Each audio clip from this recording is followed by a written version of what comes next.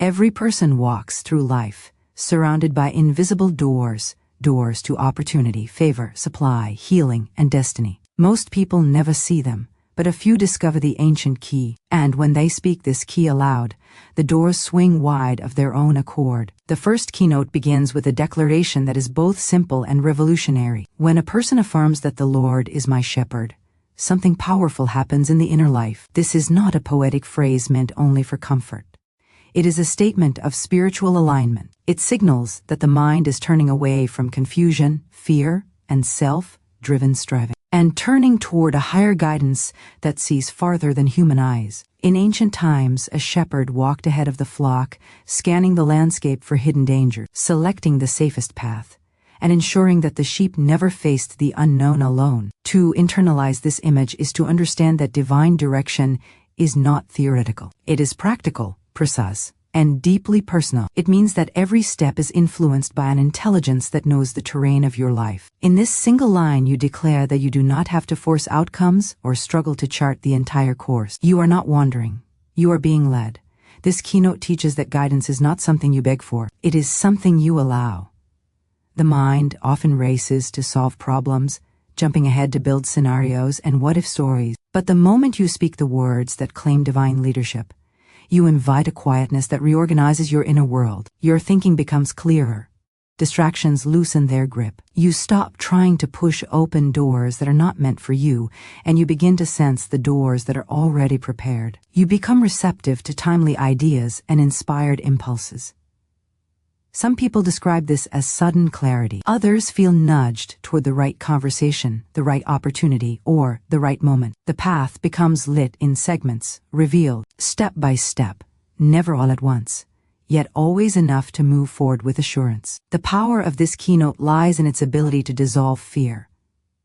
Fear is a wandering emotion. It comes from the belief that you are moving without help or direction. When you affirm that you are guided, you shift from anxiety to anticipation. Instead of worrying about tomorrow, you expect guidance tomorrow. Instead of fearing the unknown, you begin to trust the unfolding. This trust is not passive. It heightens perception. You start recognizing synchronicities that were always there but unnoticed. You become aware of timing working in your favor. You begin to sense when to act, when to wait, and when to pivot. Divine direction is never frantic. It never rushes. It brings a steady, grounded sense of being in the right place at the right time, even if outer results are still forming. This keynote also teaches the importance of obedience to inner signals. When a shepherd guides, the sheep must follow. In metaphysical terms, this means honoring the quiet inner voice rather than the loud external noise. Sometimes guidance shows up as a gentle discomfort nudging you away from something that does not serve your growth. Other times it shows up as enthusiasm that lights up a new idea. Many speak about intuition, but few practice trusting it. By claiming divine direction, you commit to listening deeply and responding courageously. You trust that what looks like a delay may be protection. You trust that what feels like a redirection may be an elevation. You realize that guidance is not always logical at first glance, but it is always purposeful. As you master this keynote, you begin to notice a shift in how you make decisions. Instead of choosing based on fear of missing out, you choose based on alignment with your higher good. Instead of chasing outcomes, you respond to guidance. This creates a smoother flow in your daily experience. Life begins to feel less like a maze and more like a guided journey. You sense that you are being led toward opportunities that suit your gifts, relationships that support your destiny, and environments that enhance your spirit. In this way, the declaration that began as a line of scripture becomes a living reality. It becomes the law of direction working through your life. The second keynote, I Shall Not Want, is equally transformative. It carries a different energy, bold and expansive. These 4 words form a complete rejection of scarcity thinking. They announce that lack has no authority in your life. When spoken with understanding, this keynote becomes a mental reset. It tells the subconscious mind to release patterns of worry, grasping, and limitation. Many people live with an undercurrent of fear about not having enough. Not enough time, not enough money, not enough support, not enough opportunity. This fear corrodes creativity and disrupts peace. The words I shall not want push back against this fear.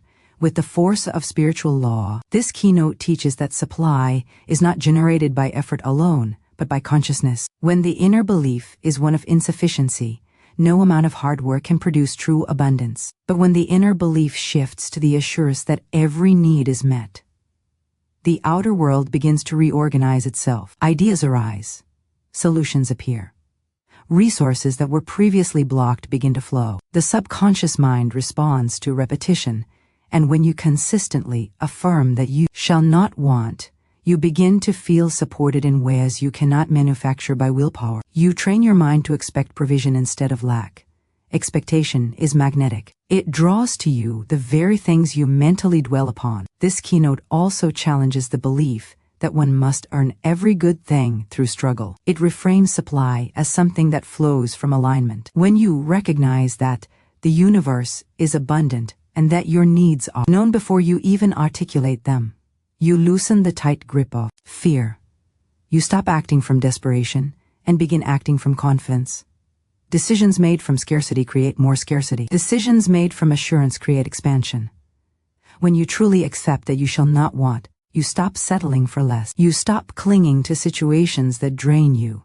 You stop chasing crumbs and begin expecting a table. There is a profound psychological shift that occurs when someone embraces this keynote. The mind begins to filter experiences differently.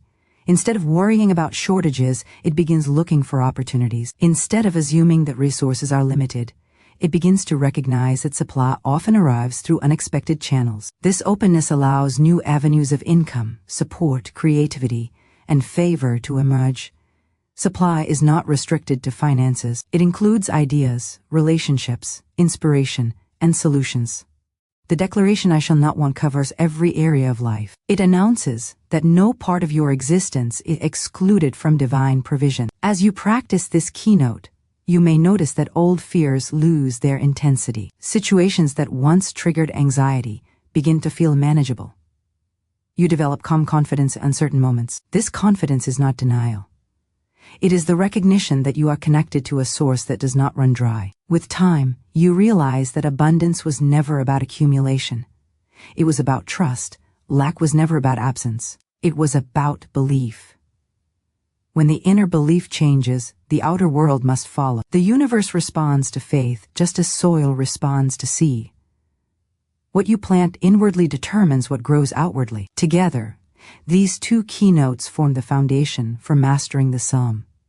The first establishes direction. The second establishes supply. When a person knows they are guided and supported, they approach life with clarity and expectation rather than fear and strain. These declarations create an inner climate where invisible doors begin to open, not because the world suddenly changes, but because the consciousness changes, and consciousness is always the doorway to experience. The third keynote begins with a promise that speaks directly to the inner life. "He restoreth my soul" is not simply a comforting reassurance but a powerful spiritual law. Restoration is the returning of the mind, emotions, and inner energy to their true state. Many people walk through life carrying 1,000 small wounds, disappointments, unspoken fears, memories that drain courage, regrets that replay in quiet moments. Without restoration, the soul becomes heavy. A heavy soul struggles to recognize opportunity. It misreads signals. It moves slowly, hesitates often, and doubts its own deservingness. This keynote opens the door to a different experience by declaring that restoration is ongoing and available. It teaches that no matter how long a burden has been carried, the soul can be refreshed and made new. Restoration is not passive. It does not happen while the mind clings to old narratives.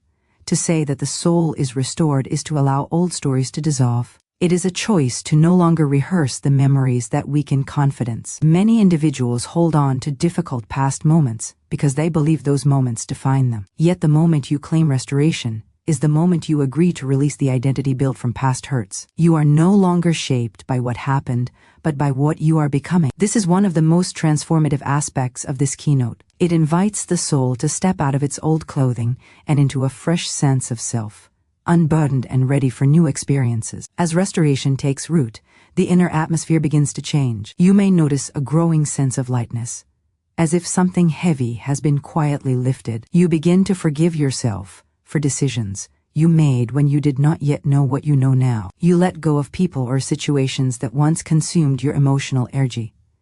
The mind becomes clear. because the clutter of old wounds is no longer directing your thoughts. The heart becomes more open to receiving new blessings because it is no longer tangled in yesterday. When the soul is restored, your perception of life shifts.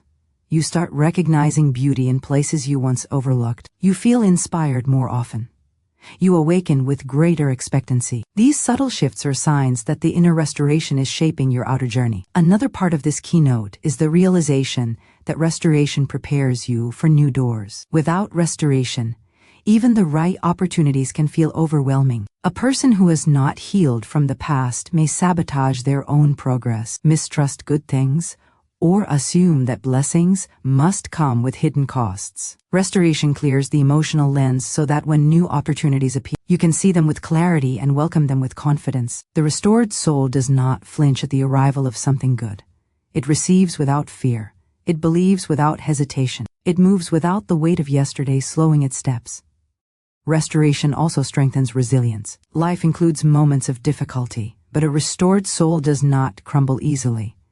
It bends without breaking. It adapts without losing hope. It faces challenges with a calm inner assurance that solutions exist even if they are not yet visible. This resilience becomes a powerful force for attracting new possibilities. People often think opportunities come only to those with perfect circumstance, but opportunities naturally flow toward those with grounded inner strength. A restored soul becomes magnetic because it carries a sense of readiness that the world recognizes. The fourth keynote, "Thou preparest a table before me," brings a completely different energy. It introduces the idea of prepared blessings. Many people believe that they must chase, force, or manipulate life in order to receive what they desire. This keynote challenges that belief.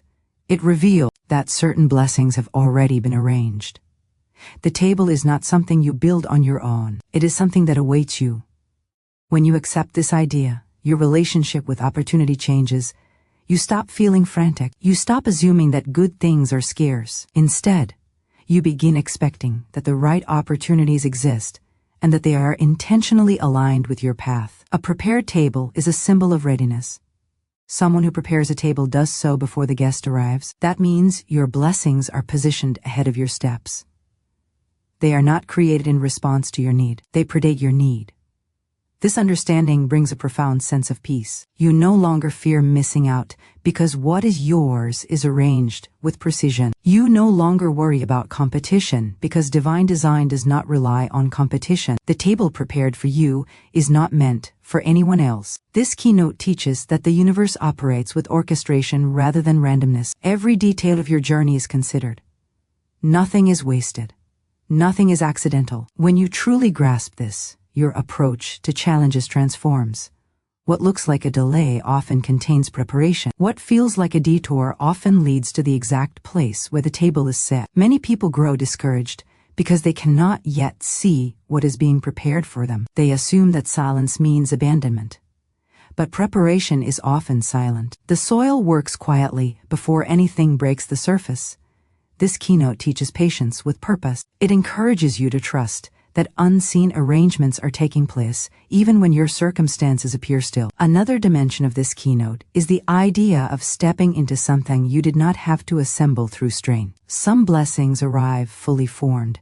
Some opportunities come with everything you need already included. You may meet someone who opens a door you could never have unlocked alone. You may receive an offer that aligns perfectly with your gifts. You may enter a season where resources seem to arrive exactly when required. When the table is prepared, the effort shifts from striving to stepping in. You move from constant pushing to confident receiving. This keynote also teaches discernment. A prepared table is not accessed through force. It is recognized through intuition. The more attuned you become to inner guidance, the more clearly you sense which opportunities belong to you. Not every open door is your door, and not every invitation leads to your table. This understanding protects you from distractions that look promising but are misaligned. It teaches you to listen more deeply to inner signals. When something is prepared for you, it feels right. It resonates. It brings peace, even if it challenges you. There is a sense of ease around it, not struggle. The table prepared before you is also a symbol of honor. It signifies that you are worthy of good things. Many people struggle with receiving because they unconsciously believe they must earn every ounce of goodness. This keynote dissolves that belief by presenting a different reality. You are invited, you are welcomed, you are valued, something is being prepared with your name on it. This realization can shift your entire relationship with self-worth. You begin to see yourself as someone who is meant to experience abundance, opportunity, and fulfillment. You stop treating blessings as rare events and start viewing them as natural expressions of your path. As you reflect on this keynote, you may begin to notice signs of preparation around you, conversations that lead to new ideas, connections that arrive unexpectedly, insights that shape your next step, alignments that seem too precise to be coincidence. These are indications that the table is near. When you walk with this awareness, you navigate life with a different posture. You move with expectancy instead of fear. You trust timing instead of resisting it. You understand that nothing that belongs to you can be taken, and nothing truly meant for you can pass you by. Together, these keynotes create inner renewal and outer readiness. One heals the soul so it can recognize its worth. The other reveals that blessings are not random but intentionally arranged. When the soul is restored, and the mind accepts that blessings are prepared, you become a receptive vessel for new doors to open. You are no longer dragged by the past or pressured by the future. You stand centered, prepared, and aligned with the good that is already on its way. The fifth keynote arrives with a sense of uplift that feels almost celebratory. My cup runneth over is a declaration of overflow, a state where good is not only present but abundant. Many people grow accustomed to living at the edge of enough, believing that life offers only what they can tightly grasp. This keynote challenges that mindset by affirming a reality where supply exceeds need. To say that the cup runs over is to embrace a consciousness of plenty, one that expects blessings to arrive without strain and without limit. Overflow begins in the mind long before it appears in physical form. When you claim it, you are training your inner world to match the frequency of abundance. Overflow is not about excess for the sake of excess. It is about recognizing that the universe is generous by nature. When a cup runs over, it means the source of supply is not measured, restricted, or rationed. It flows freely and continually. This image invites you to shift from scarcity-driven thinking to an expansive sense of what is possible. Instead of worrying about whether you will have enough, you begin to ask a different question. How can I align with the flow that is already present? This shift opens the mind to new ideas, new opportunities, and new ways of receiving. The moment you stop assuming limitation, pathways begin to widen. This keynote also teaches that overflow is a state of receiving without resistance. Many people block their own blessings by believing they are undeserving or by fearing that too much good will provoke loss. These beliefs create invisible caps on the mind. When you affirm that your cup runs over, you remove those caps. You give yourself permission to accept more than the bare minimum. You release the idea that life must be hard or that blessings must be earned through struggle. Overflow is not produced by effort. It is received through openness. When the heart opens, the flow increases. When gratitude expands, supply expands with it. Gratitude itself becomes a vessel that continues to enlarge. Another aspect of this keynote is the recognition that overflow is not limited to material resources. It includes creative ideas, emotional strength, opportunities, supportive relationships, inspiration, and clarity. A running cup symbolizes the fullness of the whole life. When one area begins to fail, it spills into others. A burst of creativity might lead to new income. A moment of clarity might lead to a new direction. A strengthened emotion might lead to healthier connections. Overflow is holistic. It does not isolate blessings. It multiplies them across your entire experience. Living with a running cup also transforms how you move through the world. When you feel abundant internally, you naturally become more generous. You share your time more confidently because you no longer fear scarcity of energy. You share ideas freely because you trust that more inspiration will come. You give encouragement without hesitation because you know that your own well-being is continually replenished. This kind of generosity does not drain. It circulates. The more you give from overflow, the more you receive. Life becomes a cycle of outpouring and replenishment, each fueling the other. As you internalize this keynote, you begin to recognize moments where overflow is already occurring, a conversation that brings unexpected insight, a chance encounter that leads to a new doorway, a sudden idea that brings fresh energy to a stagnant situation. These are signs of a cup filling beyond your own effort. When you acknowledge them, you amplify them. When you expect them, they increase. Overflow is both a mindset and a momentum, and the more you lean into it, the more natural it becomes. The sixth keynote, Surely Goodness and Mercy Shall Follow Me, introduces a profound sense of protection and companionship. It reveals that unseen forces move with you, shaping your path, even when you are unaware of their presence. Goodness and mercy are not occasional visitors. They are constant companions. To say they follow you is to recognize that you are never walking alone. Opportunities, support, solutions, and favor travel behind you like a quiet escort, ensuring that even when you take steps into the unknown, you are covered. This keynote teaches that life is not random. It is guided by benevolent forces that are always at work.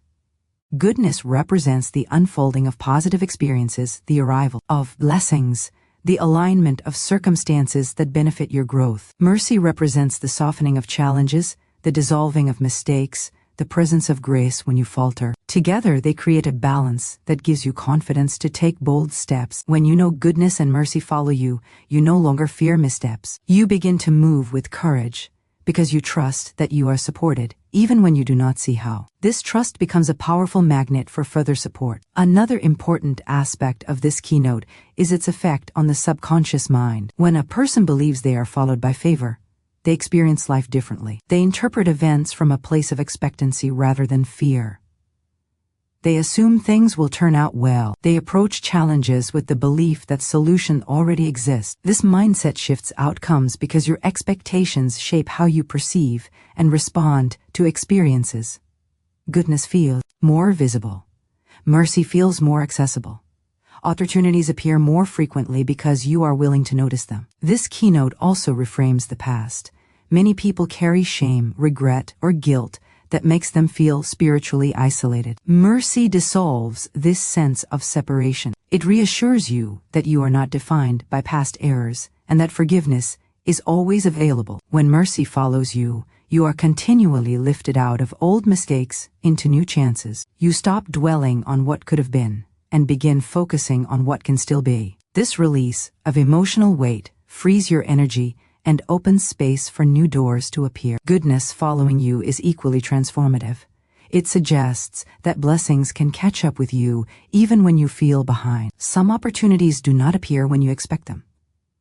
They arrive later, yet perfectly timed. This keynote reminds you that nothing meant for you is lost. Goodness moves toward you even when you take detours. Even when you pause, even when you doubt, you do not have to chase every good thing. Some good things are designed to find you. This creates a sense of peace about timing. You no longer force or rush. You trust that what belongs to you will arrive and that the unseen escort behind you is making sure of it. There is also a beautiful psychological shift that occurs when someone embraces this keynote. They begin to move through the world with relaxed confidence. They walk into rooms expecting kindness rather than hostility. They pursue goals expecting progress rather than obstacles. They take risks knowing they are not unprotected. Life becomes less intimidating because the mind no longer imagines threats at every turn. Instead, it imagines support. This mindset does not ignore reality, it influences it. People respond differently to someone who expects goodness. Opportunities open more easily for someone who walks with quiet assurance. Over time, living with this keynote creates a relationship with life that feels cooperative rather than adversarial. You stop feeling like you must constantly defend yourself or anticipate harm. You trust the journey. You trust the unseen forces working on your behalf, and you begin to interpret even setbacks with a sense of purpose. If something does not work out, you trust that mercy is redirecting you. If something arrives beautifully, you trust that goodness is guiding you. This balanced expectation creates emotional resilience and spiritual confidence. These two keynotes together form a powerful conclusion to the larger message. One teaches that abundance is not merely possible but overflowing. The other teaches that you are accompanied by forces that ensure continual support. With overflow ahead of you and goodness and mercy behind you, you walk through life surrounded by alignment. You move into each new chapter with the assurance that nothing is missing, nothing is withheld, and nothing is left to chance.